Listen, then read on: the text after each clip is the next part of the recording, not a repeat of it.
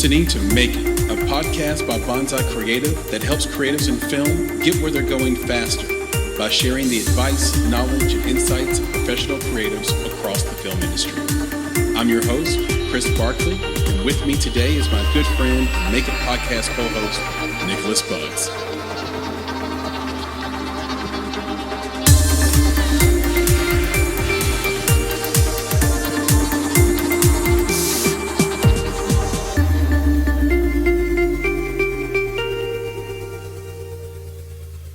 Hello, Chris here with another episode of the Make It podcast.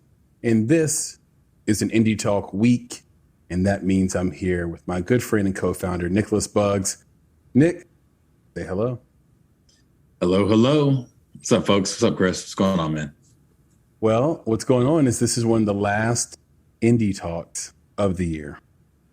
And we probably have some surprises coming towards the end, maybe something to wrap the year up. We've had so many amazing guests.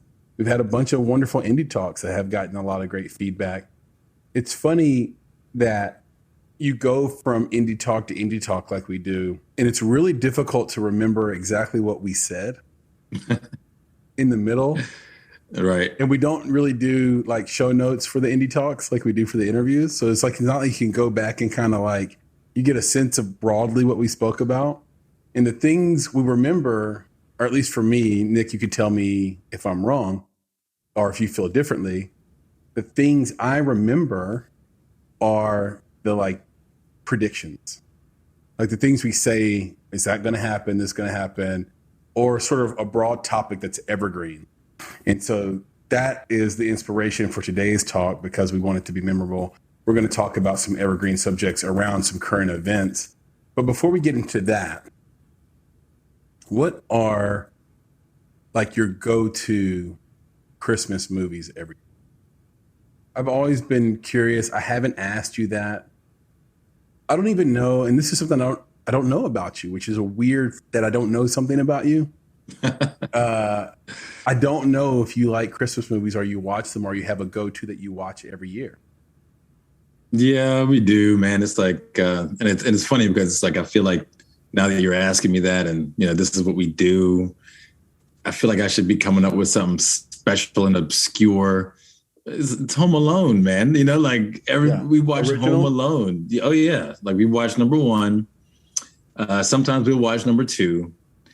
We won't touch number three, even though my son does actually enjoy it. I don't.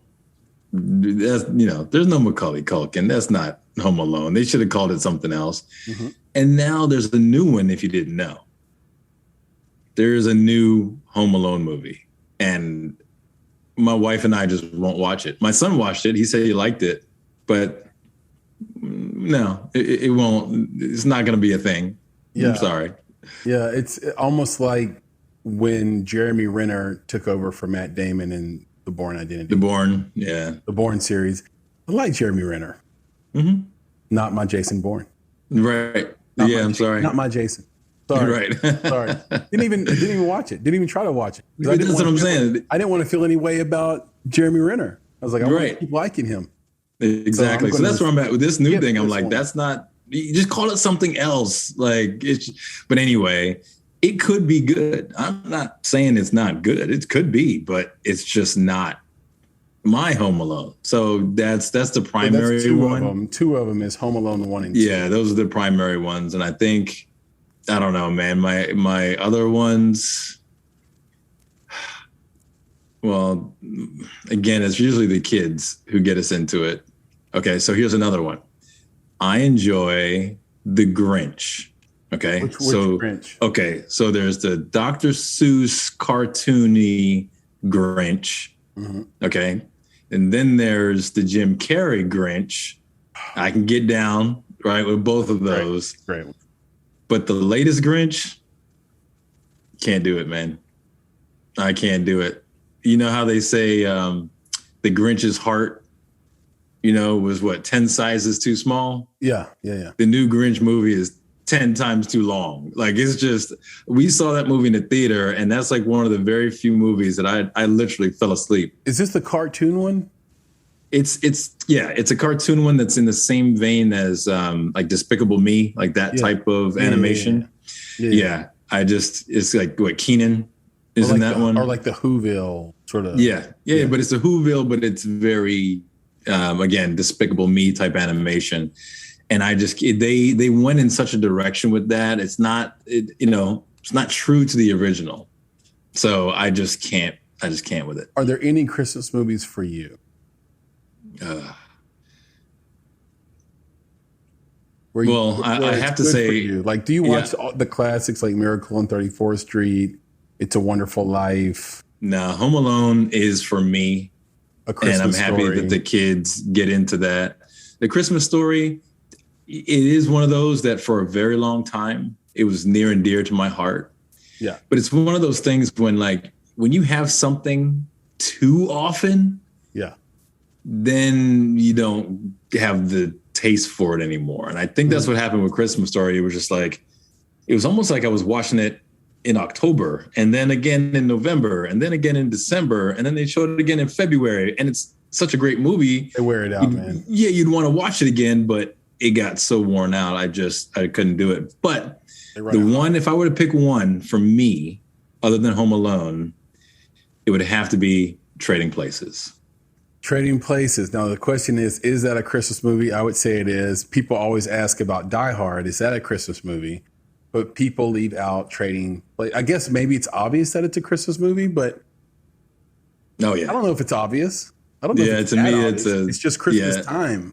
Exactly, but to me it's a Christmas movie. Like I get that feeling from it. Now, of course, it's funny because I have that idea of a Christmas movie, but they do have this part that was like the costume party part of it, which has absolutely nothing to do with Christmas. But it to me is a Christmas movie that I kind of always go back to. And there's a line in there where he says, "Merry New Year." I got a buddy actually named Chris, another buddy named Chris, and he and I went to exactly. I know, and he and I went to high school together. And to be honest, like we don't talk a lot during the year. Like we might not talk at all. I wanted you to send him a letter that said, "I'm going to murder him." Cease and desist. Right? No, I'm kidding. Cease and desist. There's only one Chris. It's like our friend Sarah Zanotti, where she's like, there's another Sarah Zanotti and she lives in Tennessee. I'm going to kill her. You're right. There can only be one. It's Highlander. They can only be one. Yeah. But yeah, this guy, I only talk to him like maybe once a year. It'll be around Christmas. And that's like the text. Merry New Year. Yeah. Right. And it's just, for me, it has just become part of Christmas. Was Coming to America happening around the original one, happening around Christmas time as well? Well, it was winter time. It was definitely winter time. But they didn't. Yeah, but I don't think there was ever a mention of Christmas. Yeah, maybe there wasn't. It was The Hateful Eight a Christmas movie? No, that's a real stretch.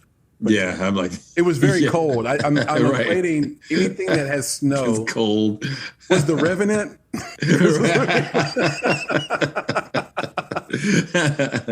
It's like I don't think so, bro. Bro. But yeah, it's. I don't know. What about you, man? Besides that, I mean, there's those classics like when they show Rudolph the Red-Nosed Reindeer, they show Frosty the Snowman. Again, old school stuff that we still get down with. And then I will say that the next movie that's probably going to be one of the family favorites was the original Christmas Chronicles. So not Christmas Chronicles 2, but Christmas Chronicles. Dre? We actually was it a Dr. Dre? That's the Chronic. Oh, that's the Chronic. There's no Ols. Got it. Right, it's not Chronicles, it's the Chronic. But this one's the Narnia one. Yeah, there you go. Was this the Narnia Christmas movie? No Narnia. I'm way off. Okay. Yeah, but yeah, you gotta check it out on Netflix. Kirk Douglas, but it's the first one was good. The second one was garbage, but the first one, that might be something we go back to. Yeah. I think those are all great choices. One of the reasons I brought it up is that it's one of the genres we don't talk about in indie film that is always being pitched.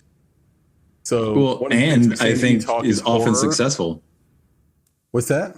I think it's often successful as well. It's like it fits everything. Well, it's like it's a niche, it's a niche thing where you're supposed to niche down with your indie film. There's a very specific why to making it. Yeah. Right. There are very specific distributors who love this type of thing. Right.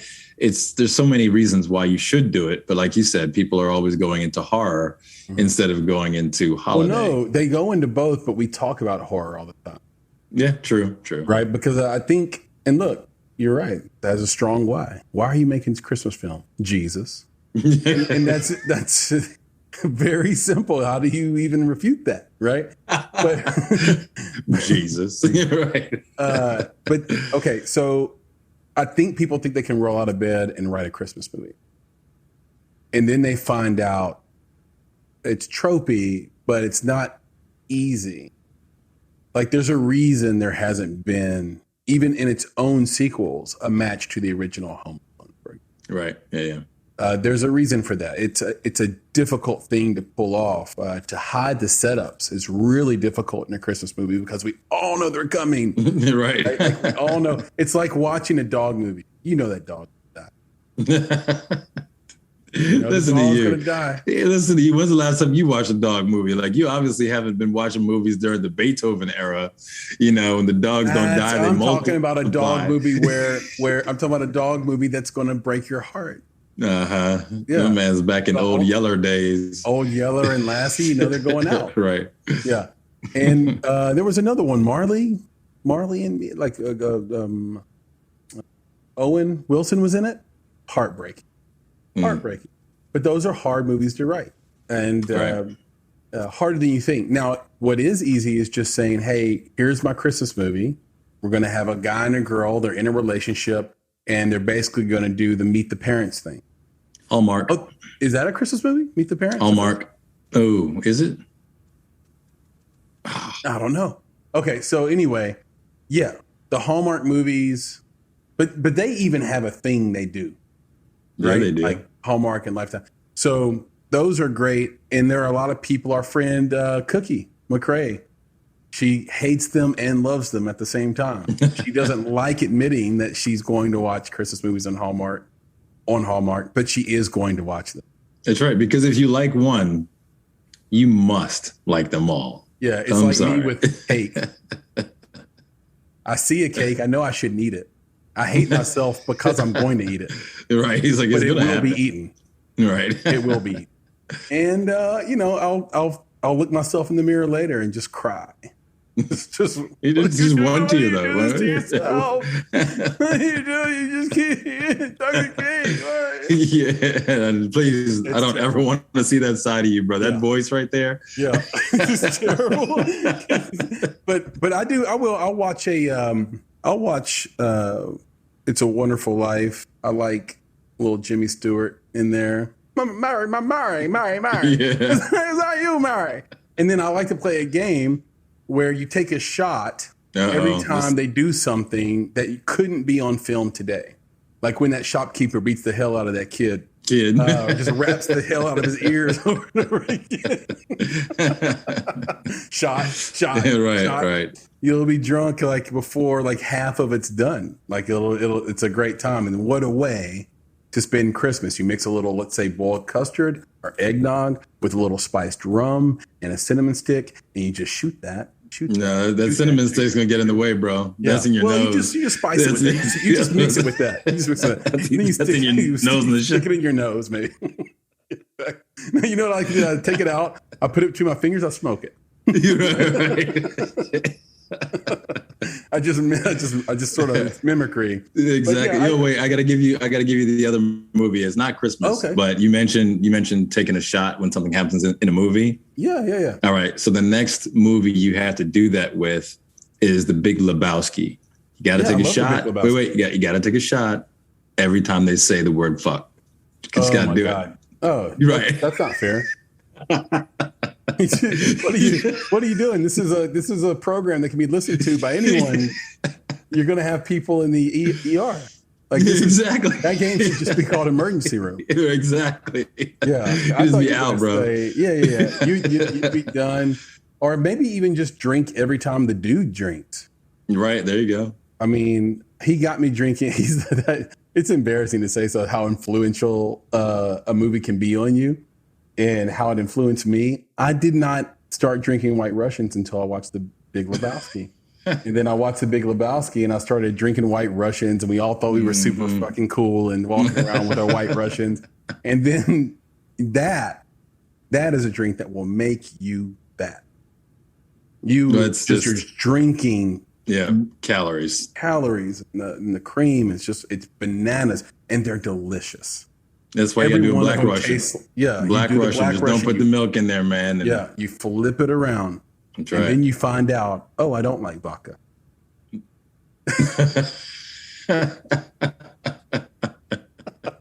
There was something else in the drink. The milk was saving you, though. There was something else I like. It turns out I don't really like vodka. Yeah. So anyway, I thought I'd bring it up. I would love to see some great independent films come out with a Christmas theme. They're evergreen. Like you said, they're successful because they're evergreen. Somebody's going to turn around. People are really into it, even if they're not into the Jesus. They're into like the decorations. They're into the whole theme of Christmas outside of the religious aspect, spirit of. And they will watch these Christmas movies over and over and over again. Whereas I think in horror, which is the other sort of popular indie genre to create in, because again, it's going to get watched every Halloween in theory. Right. That crowd is far more harsh. Like they will go to your IMDb page and drop cuss words on your review if they don't like your. They don't do that in the Christmas movies because it's not godlike. It's not important. And well, I'll say this. It's not exactly. Nice. It's not in the spirit. You can't be mean. Yeah, you can't be mean to a Christmas movie. That's right. That just makes you a jerk. Unless it's offending you. That just makes you a jerk. That makes you the Grinch, right? And you don't want to be the Grinch on Christmas. Exactly. So, yeah. So I say let's try to write some better Christmas films as a sort of industry, indie film industry. Let's see if we can write some better ones and make some classics. I think the book hasn't been written on the Christmas movie, and there's chapters to be added. And what better group to do that than indie filmmakers? Because with the studios, they just can't even take the risk on that. Like they're going to be making superhero movies for the next 10 years. So that opens up the lane for rom-coms mixed with Christmas movies, mixed with dogs. And that trifecta is, if done correctly, will pay dividends. Give me a dog that dies, give me a romance, and give me Christmas. Okay, you ready? Yeah. A Doggone Christmas Romance.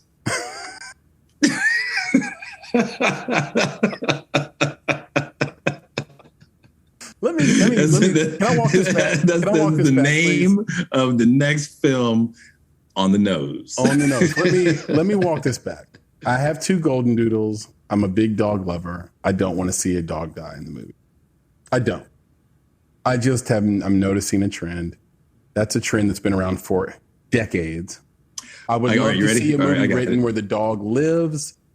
Maybe the dog brings the 2 lovers together on Christmas morning. You ready? Or you think it's going to happen on Christmas morning, then something else bad happens to the couple that looks like it's going to break them up forever. And then somehow at the last moment, right as Christmas is about to be over, or maybe it extends to New Year's, the dog saves the day. Winter's Puppy Love. So this is 2 dogs that were kicked out by a human on Christmas Day. And then they find each other in the street. Each other. That's right. It's the love and basketball. It's right. But maybe they weren't kicked out, but maybe they were both lost. Mm. Exactly. And you have a male owner, let's say, and you have a female owner, or it could be a male owner and a male. Who knows? It's just, 2 people who are going to come together in search of their lost dogs. On Christmas. These things a winter's puppy love. Because you wouldn't want to call it a winter's bone. I think that's taken.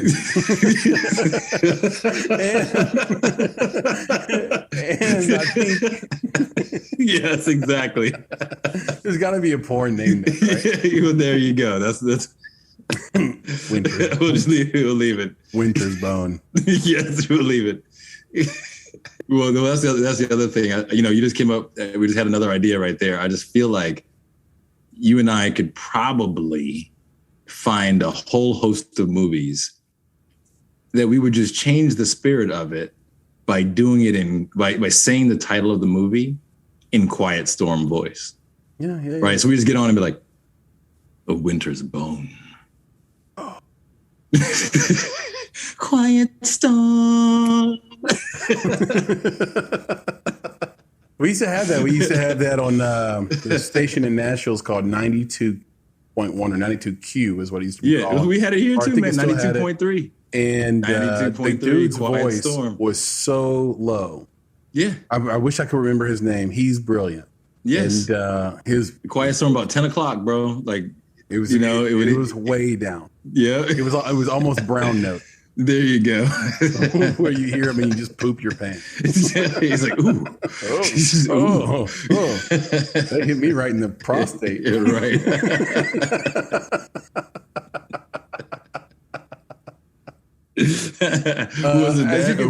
As you can see, we are we're feeling festive. We're feeling. That's right. We're in the spirit. We're in the spirit. And but let's talk about. There was a lot of film news this week, actually, but let's talk about the thing that jumped out to us, which was the Mr. Beast YouTube video and how he mimicked he created his own Squid Game, right? Right. And it got more views, I believe, in 4 days than the real Squid Game got, and people lost their minds about it. Mr. Beast. And the reason we loved it is because it's a good example of the fifth wave that we talk about all the time, this moment in sort of creative history on the timeline of creativity, if you will, where each individual will have their own platform for delivery of content, meaning at some point we think Mr. Beast will wake up and say, damn, why am I like posting this to YouTube?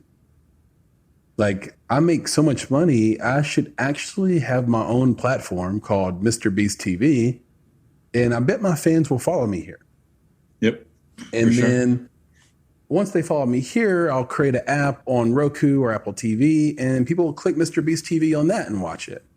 And instead of posting my stuff to Instagram or to TikTok or to some of these other places, I'll just have my own place where, or maybe on chain, if you will, like some application built on chain where people can go and just be direct one-to-one feed from a social media in a social media way to Mr. Beast, right? So that'd be like full on fifth wave. So we're not quite there yet, but we think that creators like this will one day wake up and one morning and say, now, why am I taking less than, a penny per view on this platform when I could leverage my fans somewhere else, right? Now, what people aren't saying very much, and the thing that I won't say we dislike this part, Nick, because we do love the fifth wave element of that. It's not that we dislike it. It's just the rational view that commentators on this sort of seems like they're not willing to address, which is that YouTube has far, far, far more active users per day than Netflix. Mm-hmm. So it's not a surprise that his video got more views than Netflix is a paid service. You pay, it's actually one of the more expensive streaming platforms now at this point. When I started on Netflix, it was $6.99 a month, I believe, maybe less. So now that's up to almost $20 a month. And people are happy to pay it because they're the OGs. They've been around since the very beginning, and you feel safe. Like Netflix is going to take care of you. But because it's a paid service, it doesn't have the viewership opportunity that Mr. Beast's video is going to have. And if you dismiss that point, then you're not really being intellectually honest and fair about the whole situation. And Well, then yeah, I think there's other pieces to that, which is, like you said, Netflix is a paid service. Yeah. But I would not suggest that Netflix has a following. Right. And that's the difference. Mr. Beast has a following, a significant one. Right. And puts out videos on a very regular basis. Yep. So there's something drawing people back to that content on a probably daily basis. Whereas for Netflix, there's stuff there. I think, I'm not sure how you use Netflix, and actually forget us, right? How the general public uses Netflix. I feel like it's all about the new thing. Right. So there's what's the newest thing on Netflix? They're not going through the catalog of Netflix looking for stuff. That crap takes too long. Nobody has an attention span to click search anymore. Yeah, it's the double-edged sword of their algorithm. Right. You're always searching for the new because they're always pushing the new in front of you. Exactly. But that's what YouTube is. It's always new. It's always fresh. And you're always getting pinged by the freshness, right? If you hit that little subscribe button, anytime a new video hits, you can go watch it. I'd like to trademark that phraseology, pinged by the freshness. There you go. And so you get pinged and you go check it out not because you follow YouTube, right? It's because you follow that content creator. That creator, yep. So the other part that they're not talking about is the fact that Squid Games was very successful. Yeah. And in the media, right, people were talking about Squid Games. In households, they were talking about Squid Games. In Roblox, they've created Squid Games in Roblox. Mm-hmm. So it's all over the place. So when Mr. Beast, who already has a significant following, now does something that's based on something that's immensely popular, well, duh, of course this guy's going to get this. Like, why would you not think that would happen? So, that's what I mean. It's not a surprise that this would happen, but I think it's funny. So part of me is like, okay, so why do we care? Mm-hmm. Is Mr. Beast now going to come out with something? Are they promoting Mr. Beast for some new thing that we don't know about? Again, it's what, like you always say, why did you get this article? Mm-hmm. Yeah. Right? Why are they pushing this information to us right now? Well, I'm curious. We'll follow this. See if the Mr. Beast saga has just begun with respect to his getting traditional media attention. Yeah, I wonder about that too. And he probably, again, I think the thing that he probably deserves it is what I was going to say, because, and not probably, he does deserve it. The following he's built is unbelievable. It's it's unicorn-like. It's no less remarkable than when you see a company that has $1 billion valuation after 2 or 3 years, and maybe more legitimate than that. Frankly, when you get some of these companies that don't really have a product that have massive valuations, right? He has a product that you get every single day. That's right. And you know what it is. And so the thing we talked about with the fifth wave, where, okay, one day Mr. Beast is going to wake up and want more.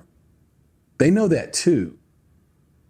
So at what point do they say, man, we got to do something to protect this creator? Because news just came out 2 weeks ago that TikTok has surpassed YouTube for viewership time.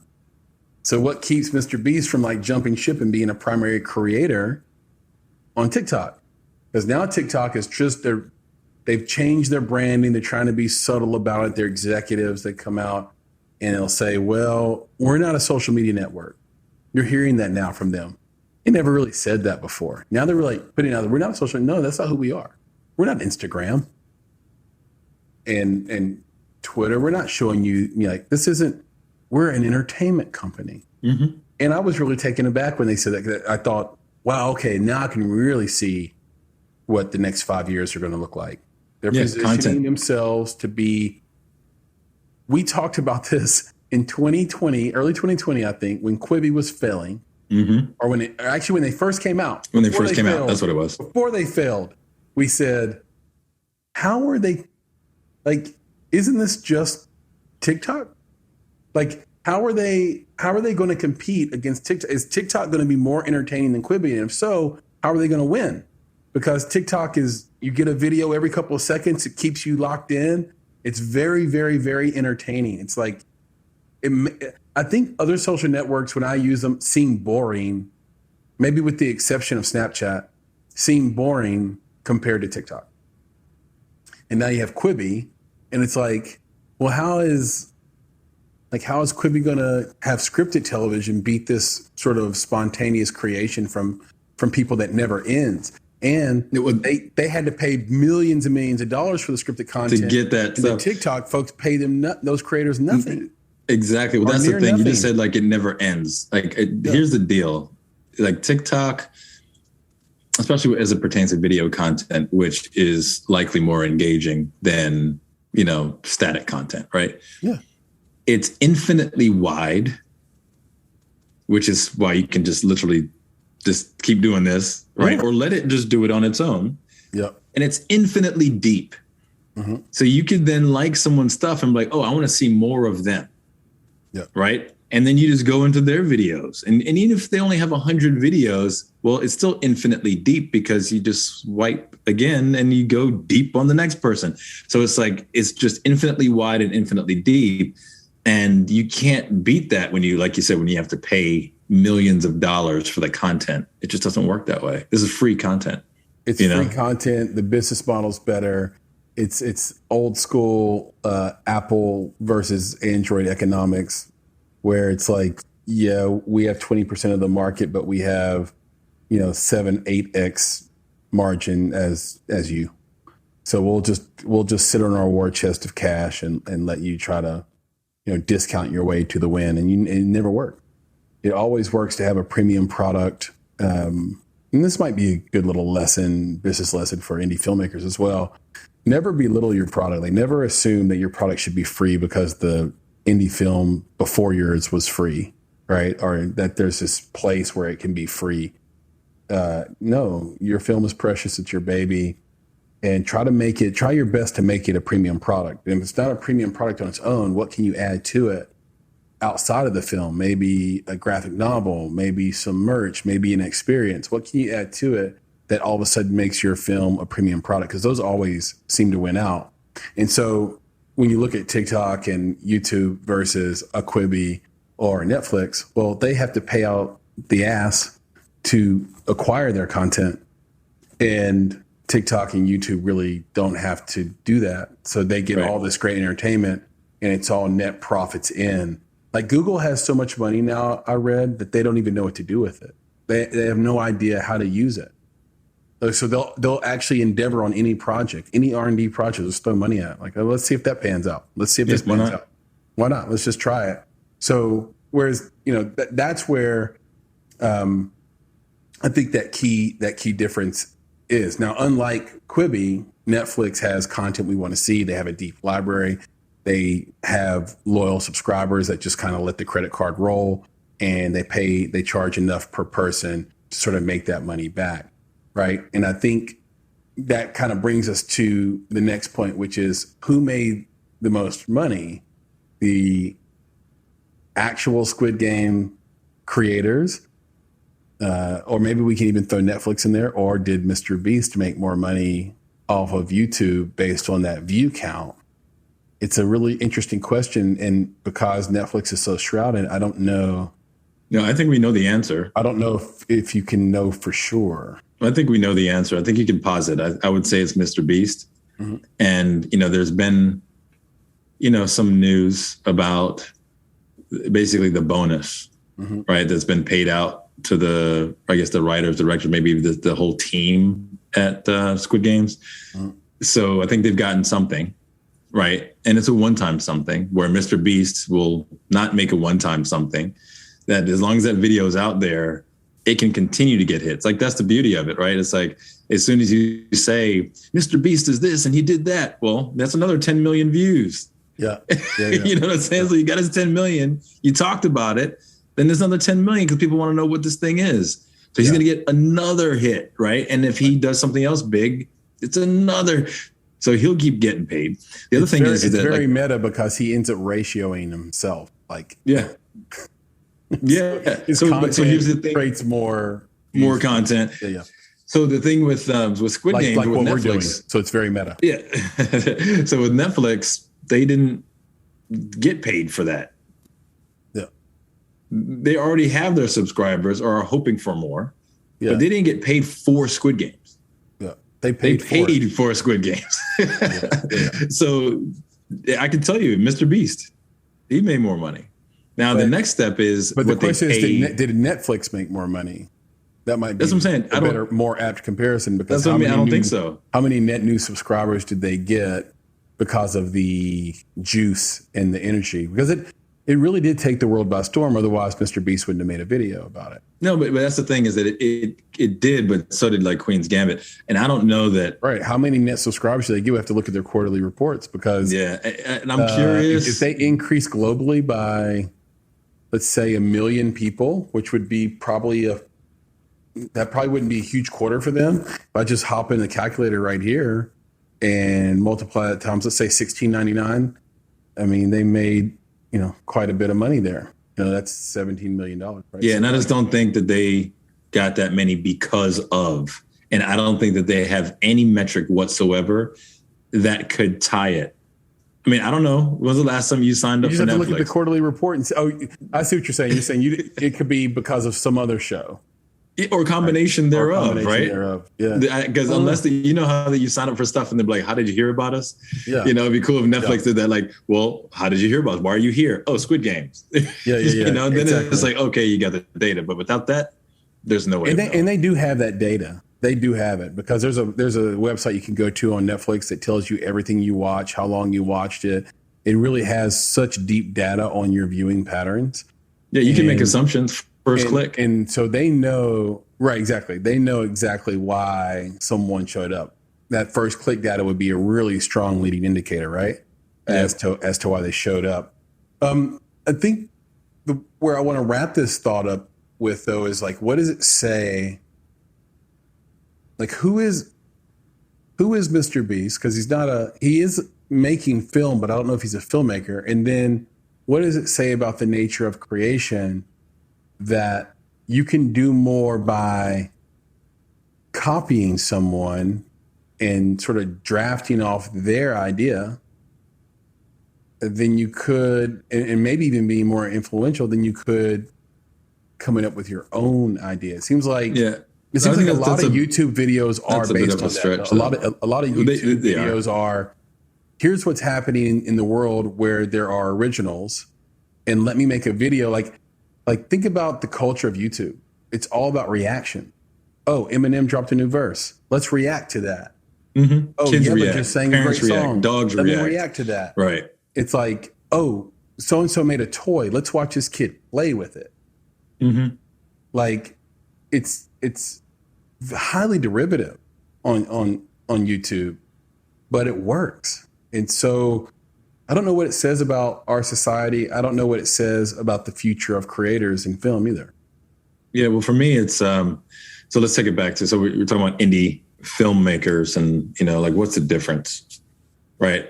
Oftentimes, I think what that means is, filmmakers try to tell stories, content creators try to make content, right? It's the difference is that content creators are there to keep you engaged in whatever it is they're doing, right? They might not be telling a story, but maybe they're funny, so they want you to come back for the funny, right? Or they just, like you said, unboxing. You just come back for the unboxing. There's no story, right? So it's a different thing what they're creating content for. So I feel like filmmakers are storytellers.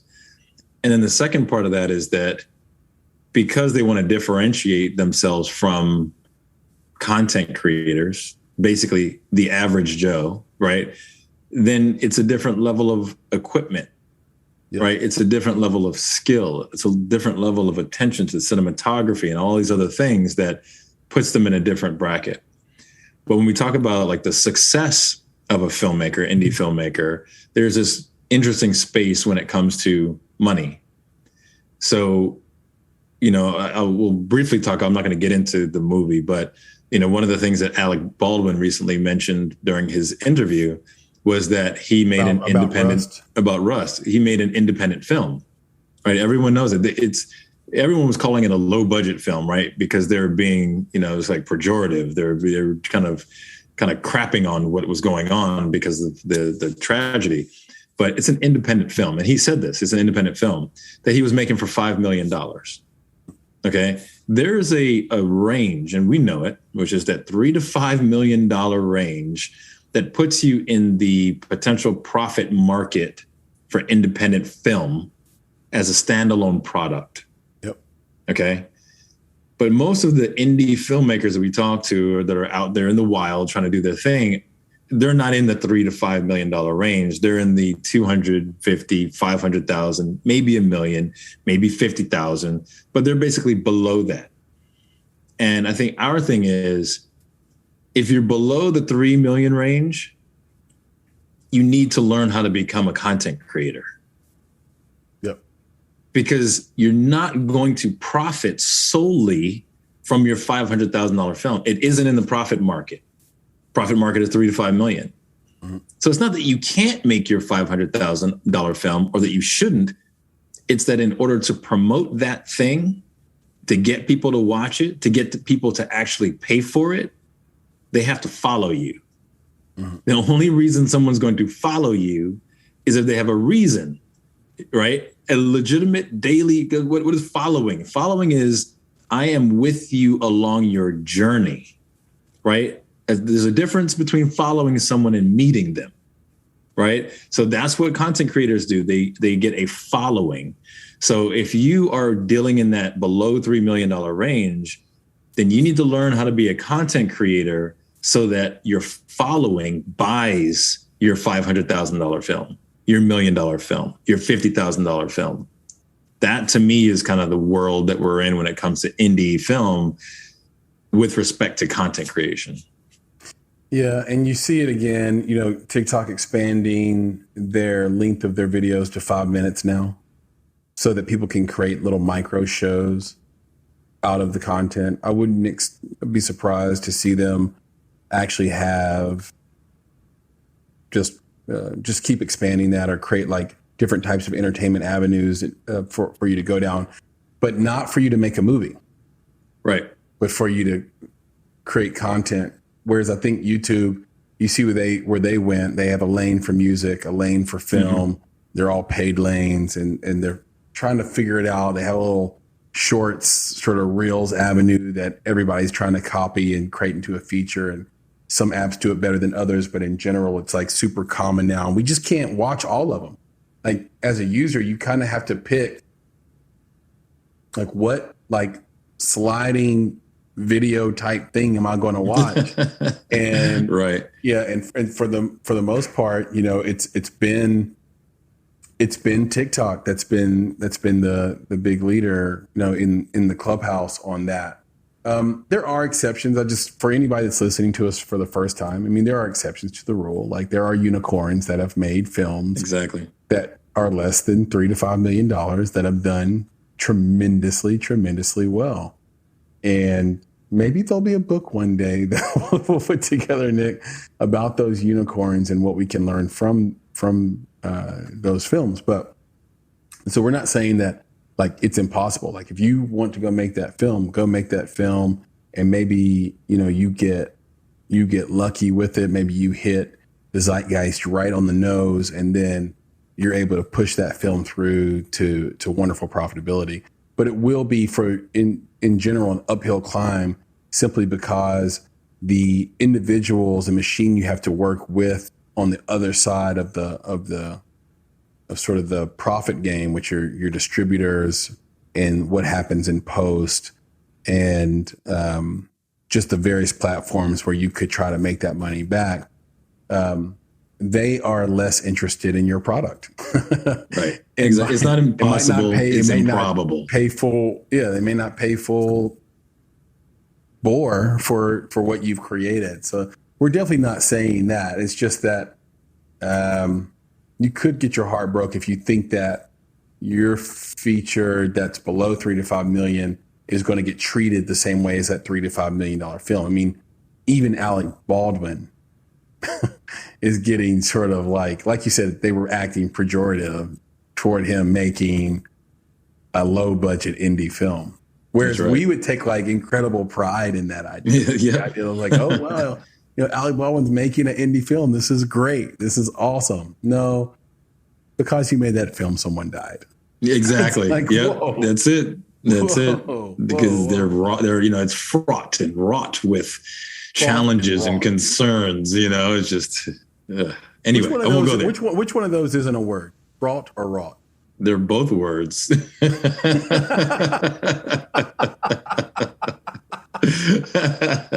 they mean the same thing? Basically, but not. That meant nothing. Yeah. No. It would say fraught is, so that's where you're like, I think it's always a negative. Mm-hmm. Wrought does not have to be negative. Wrought could be like, give me a positive version and include the word bread. The bakery was wrought with bread. But the bakery was fraught with rotten bread. Okay, that's awesome. So I love this conversation. I loved hopping in on that. It's just like, I know that it feels like that subject's been beat to death, but I wanted to bring some new perspectives to it, and I hope we did that today. Before anybody thinks we're like kissing TikTok's butt or like, brown nosing them, I'll just put it out there that you can ask their executives directly who owns TikTok, and they will dance around that. They still will not tell you who owns it. They won't tell you. They won't tell you. Now, what is up with that? Hey, let it go. Let it go. That's a whole other conversation. That is terrifying. Right. Yeah. Tell us who owns it, bro. And quit trying to trick us. Quit trying to trick us. It's the Borg. It's the Borg. We know what's going on. We know what's going on. Anyhow, Nick, thank you so much for joining. This was incredible and so much fun. I think we cracked up probably more than we usually do, and probably should have for this. I hope people stuck with us to the end. And if you did make it to the end and you thought it was funny, bless you. Thank you so much for the support. And if you want to keep supporting us and you want to reach out and be engaged with us, there's easy ways to do it. It starts with email, that old thing that's going to be retired pretty soon, but it still works for now. contact@bonsai.film. That's how you can get in touch with us with questions or concerns. You can also hop on Instagram or Twitter and find us at _Bonsai Creative. We like the DMs too, as long as they're not filthy. Wink, wink. Right. Filthier the better. No, I'm just kidding. You can also find us on Facebook just by searching for Bonsai Creative Film, and we'll come right up. If you want to reach out to Nick directly, he also loves the email, and he's a madman. He's wild. He gives his personal email out. I've warned him against this many times, but he's Zorro, so you can't stop him. You can email him at nick@bonsai.film. So that's Nick, Nick, @bonsai.film. And if you want to reach out to me, you can find me at Twitter. You can just search for Chris Barkley now, or Christopher Barkley actually now, or search for Flame in Your Heart, and I will come right up and I will respond to anything you ask me. That's a promise. Last but not least, do remember to rate and review this wonderful podcast. 5 stars on Apple. It means a lot. It helps people find us, and it just strokes our ego so much. But if you're on Spotify, do the same thing, right? Yep. Apple, Spotify, wherever you listen. Spotify, you can rate us 5 stars as well. I meant to mention that on the last Indie Talk. Stitcher, wherever you are. We are all over wherever you listen to podcasts. So wherever you listen and they allow you to rate, please rate us 5 stars. We'll owe you 1 for sure. And if you want to leave a review, you can do that. Simple, so easy. Just takes a moment, probably 30 seconds, probably 2 seconds to rate at 5 stars. And you can also contribute to this podcast by going to bonsai.film. So www.bonsai.film. Lots of incredible resources there. Industry insights. You can sign up for our fantastic newsletter. huge reviews and feedback on that. It's been wonderful. And you can also contribute, like I mentioned before. There's a tab called True Fans, or you can just go to the website bonsai.film/true fans, and you can contribute. And contributions start at just $5 a month. That's the cost of a grande chai latte. And if you make it dirty, then it's even less than that. So I think we're equally as tasty as that chai latte, equally as yummy. So if you'd like more Indie Talk Yum Yum, then give us the $5 a month, and we'll put it to good use and keep making this thing rock and roll.